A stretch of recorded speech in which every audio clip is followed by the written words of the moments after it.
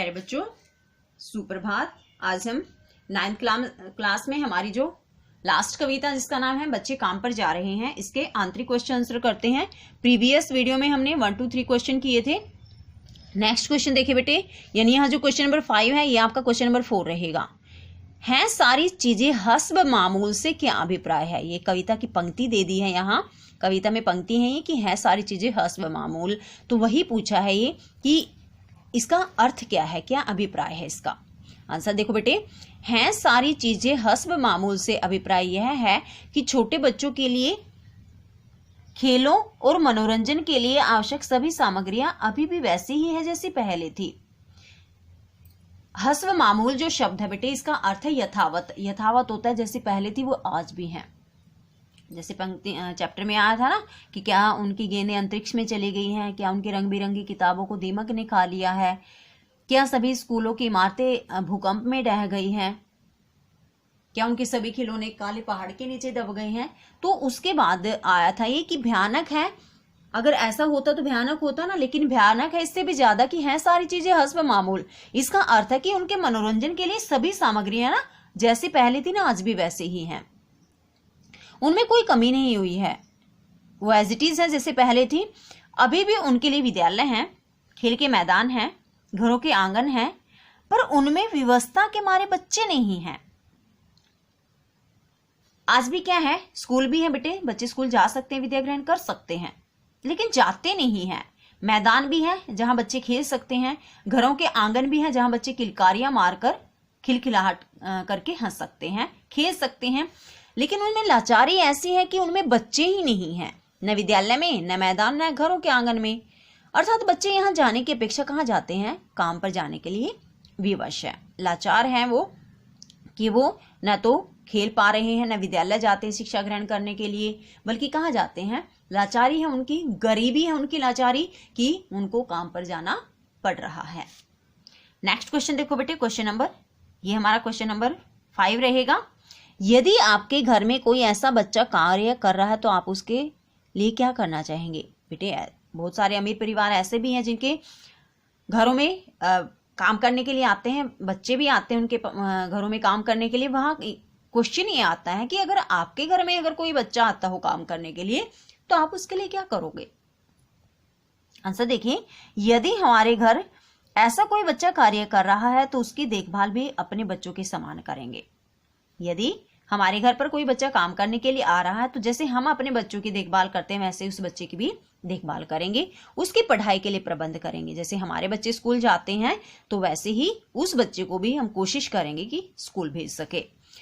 उससे वही काम करवाए जाएंगे जो उसकी उम्र के अनुसार सही होंगे, जैसे उसकी अवस्था है उसके अनुसार ही उनसे काम करवाया जाएगा।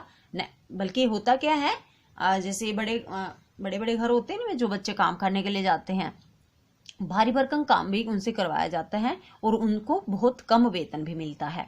लेकिन यहाँ अगर हमारे साथ ऐसा कुछ हो तो हम क्या करेंगे, हम उससे ऐसा ही वही काम करवाएंगे जो है कर सकता हो, उसे खेलने कूदने का उचित अवसर देंगे। और ऐसा भी नहीं है कि हम उसको पूरा दिन काम में ही लगा कर रखेंगे, बल्कि उसको टाइम देंगे, अवसर, मौका देंगे कि वह खेल कूद भी सके। उसके बचपन को पूरा ध्यान रखा जाएगा। जो उसका बचपन है ना, बचपन में क्या क्या करना चाहिए एक बच्चे को, इसका पूरा ध्यान रखेंगे, जिससे वह अपना बचपन पूरी तरह जी सके और अपना व्यक्तित्व निखार सके, ताकि वह अपना बचपन जिए और अपना व्यक्तित्व, पर्सनैलिटी जो होती है उसको निखार सके। क्योंकि बेटे बचपन में बच्चे को सारी चीजें सिखाई जाती हैं जो आगे के जीवन में उसके काम आती हैं। कुछ बातें माता पिता सिखाते हैं, बहुत कुछ बातें टीचर सिखाते हैं। तो कोशिश करेंगे कि हम उस बच्चे को स्कूल भेजें, पढ़ाई का प्रबंध करें और खेलने कूदने का मौका भी दें, ताकि वह अपना बचपन जी सके और अपने व्यक्तित्व को निखार सके। लास्ट क्वेश्चन देखिए बेटे, ये हमारा क्वेश्चन नंबर 6 रहेगा। बच्चे काम पर जा रहे हैं, कविता का मूल भाव स्पष्ट कीजिए। कविता है बच्चे काम पर जा रहे हैं, इस कविता में मूल भाव क्या है। एक तरह से संदेश भी हो सकता है, उद्देश्य भी हो सकता है हमारा। और कविता बड़ी अच्छी थी तो हमने इसमें बहुत ज्ञानवर्धक बातें पढ़ी हैं। बच्चे काम पर जा रहे हैं कवि राजेश जोशी की रचना है। इसके कवि कौन है, कवि राजेश जोशी। तो बच्चे काम पर जा रहे हैं, इसके कवि हैं राजेश जोशी। इसमें कवि ने समाज की सामाजिक आर्थिक विडंबना की तरफ संकेत किया है। कवि ने समाज में जो सामाजिक विडंबना है और आर्थिक विडंबना है, इसकी तरफ इन्होंने इशारा किया है, संकेत किया है। आज के भौतिकवादी युग में मानव से दूर तो हुआ ही है, पर साथ ही उसने बच्चों के बचपन को भी छीन लिया है। आज का युग कैसा है बेटे? भौतिकवादी। किसी को भी किसी से मतलब नहीं है, हर कोई एक दूसरे से दूर रहता है, किसी के पास समय ही नहीं है। लेकिन इसके साथ ही उसने क्या किया? बच्चों का बचपन भी छीन लिया। घर की आर्थिक स्थिति ने बच्चों को खेलकूद और शिक्षा से दूर कर दिया, क्योंकि सर्दियों के कोहरे में बच्चे स्कूल और खेलने का मैदान छोड़कर काम के लिए जा रहे हैं, जो आज के समाज के लिए सबसे भयानक बात है।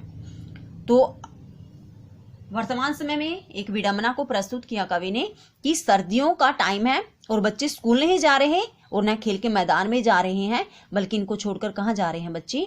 काम के लिए, जो आज के समय के लिए, आज के समाज के लिए सबसे भयानक बात मानी गई है। बच्चों के खेल खिलौने, पुस्तकें नष्ट हो गई हैं क्या? क्वेश्चन मार्क है देखो बेटे इसके बाद। यानी कवि ये सवाल पूछ रहा है, क्या बच्चों के पास खेल खिलौने नहीं हैं? क्या पुस्तकें नहीं है रंग बिरंगी जिनको देखकर ही बच्चा खुश हो जाता है? लेकिन क्या सारी चीजें नष्ट हो गई हैं?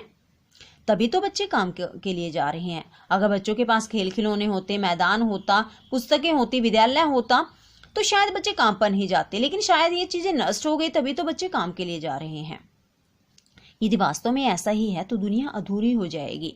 और यदि वास्तव में बच्चों के पास खेल खिलौने नहीं है, पुस्तकें नहीं है, बच्चा विद्यालय नहीं जा पा रहा, तो यह दुनिया कैसी है? अधूरी रह जाएगी। दुनिया का अस्तित्व बच्चों के स्वाभाविक का बचपन है। तो दुनिया का अस्तित्व क्या है? बच्चों का बचपन। अगर बच्चा बचपन ही नहीं जी पाएगा तो उसके जीवन में कुछ भी नहीं रह जाएगा।